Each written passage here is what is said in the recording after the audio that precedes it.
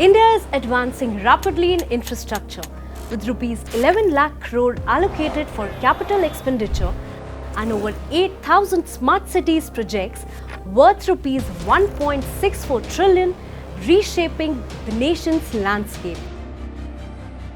To capture this unprecedented transformation, ET Studios presents NextGen Infra with ETInfra, a groundbreaking series where industry leaders, innovators and experts share insights on the cutting-edge technologies driving our infrastructure revolution. Prime Minister Modi in 2023 has committed that we will decarbonize. That is why this concept of smart infrastructure in cities becomes very important. Smart infrastructure backing smart cities actually create a very responsive and resilience infrastructure.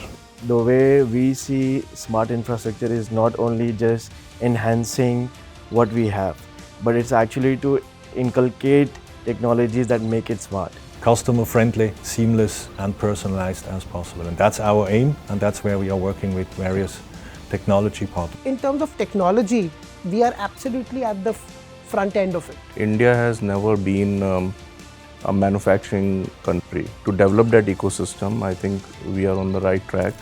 Join us to explore the latest innovations and best practices shaping the future of infrastructure.